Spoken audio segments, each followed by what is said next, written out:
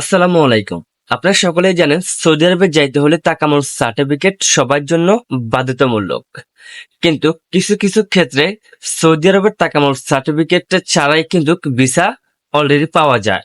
যেমন load unload, office cleaner, তারপরে house driver. এই তিনটা মানে ক্যাটাগরিতে কিন্তু তাকামুল সার্টিফিকেট লাগে না বর্তমানে।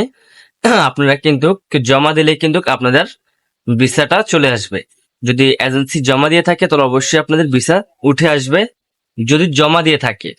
আর যদি জমা না দিয়ে থাকে তাহলে আপনার এজেন্সি কখনো ভিসা উঠাতে পারবে না।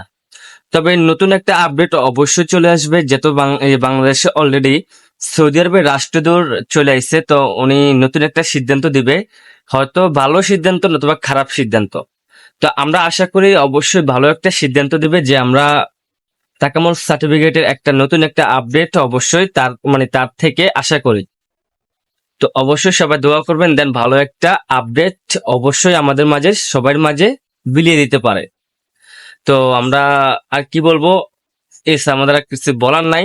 যদি কোনো আপডেট আসে অবশ্যই আমরা আপনাদেরকে আমাদের ভিডিওর মাধ্যমে জানিয়ে দেবো। আপনার আমাদের চ্যানেলে নতুন হলে অবশ্যই আমাদের চ্যানেলটা সাবস্ক্রাইব করে রাখবেন, পরবর্তী ভিডিও পাওয়ার জন্য বেল আইকনটা অবশ্যই বাজিয়ে রাখবেন। দেখেন আমরা কিন্তু প্রবাসীদের নতুন নতুন আপডেট শেয়ার করি।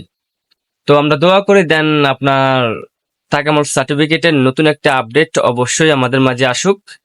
আর সৌদি এম্বাসি থেকে এখনো পর্যন্ত কিছু আসে নাই, যদি আসে আমরা অবশ্যই আপনাদেরকে জানিয়ে দিব ভিডিওর মাধ্যমে। তো অবশ্যই কারো কিছু জানার থাকলে আমার ভিডিওর কমেন্টে কমেন্ট করবেন, আমি আপনাদেরকে রিপ্লাই দেওয়ার চেষ্টা করব। তো সবাই ভালো থাকবেন, আল্লাহ হাফেজ।